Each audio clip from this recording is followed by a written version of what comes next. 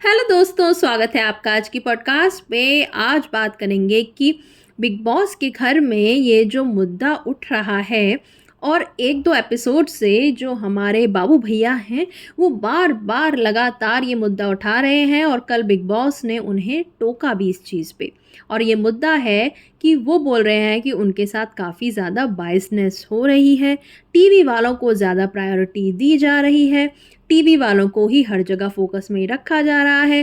कंगना रनौत जब घर में आई तो उन्होंने भी टीवी वालों की ही तरफदारी करी, उनको अप्रिशिएट किया और उन लोगों को यानी कि जो कंटेंट क्रिएटर हैं नेगलेक्ट किया जा रहा है और वो कहीं भीड़ का हिस्सा हैं और मेन लाइमलाइट में नहीं है।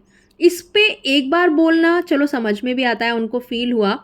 लेकिन प्रॉब्लम क्या हुई ना कि बाबू भैया बार बार बार बार ये चीज़ बोले जा रहे हैं और अलग अलग लोगों को बिठा के उनके माइंड में ये चीज़ डालने की कोशिश कर रहे हैं।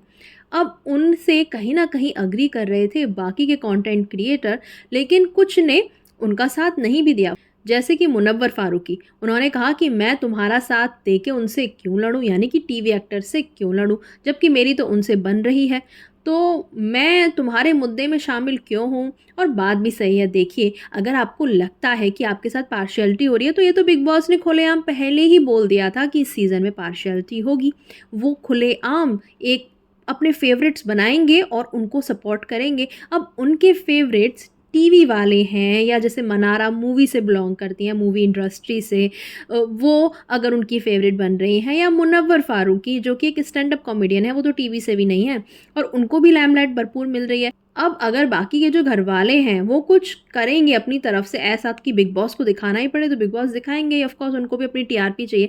लेकिन अगर बार बार वो सिर्फ इस चीज़ का रोना रोते रहेंगे कि हमारे साथ पार्शियलिटी हो रही है, हमें लाइमलाइट नहीं दी जा रही, तो भैया अपनी लाइमलाइट खुद बनानी पड़ती है। टीवी वालों ने भी अपनी बनाई है कि टीवी इंडस्ट्री में घुसा है, टीवी में काम किया है, अपनी एक पहचान बनाई है।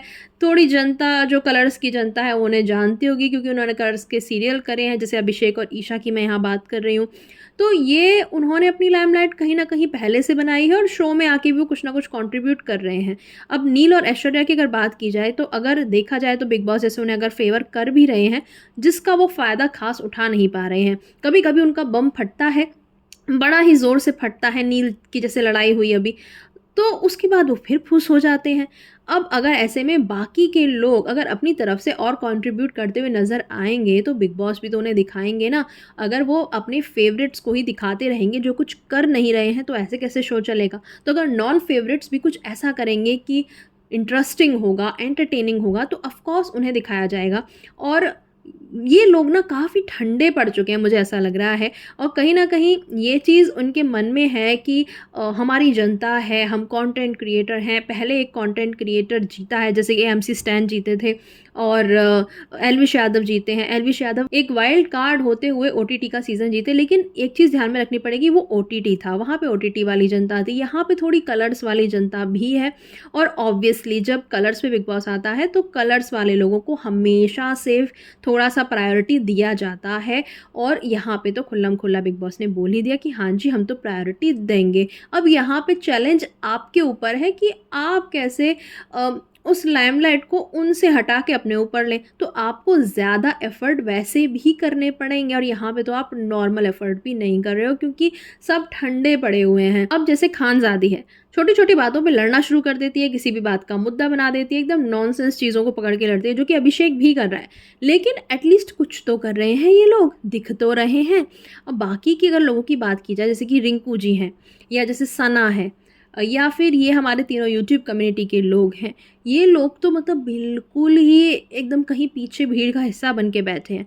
तो मुझे ऐसा लगता है कि थोड़ा ओवर कॉन्फिडेंस में ना रहें या थोड़ा भीड़ का हिस्सा ना रह के कुछ अपना करेंगे, थोड़ा अपना दिमाग चलाएंगे, थोड़ा अपना दम दिखाएंगे तो डेफिनेटली आपको भी दिखाया जाएगा, आपको भी फुटेज मिलेगी। तो ये क्राई बेबी बनने से अच्छा और इस तरीके से सल्क करना कि हमें तो दिखाया नहीं जा रहा, हमारे साथ तो पार्शियलिटी हो रही है, ये सब करने से कुछ नहीं होगा। मुझे ऐसा लगता है कि आपको ही अपनी तरफ से ज़्यादा एफर्ट करने पड़ेंगे। आप क्या सोचते हो उसके बारे में मुझे ज़रूर बताना कमेंट सेक्शन में। मिलते हैं आपसे अगली पॉडकास्ट पे। Bye bye.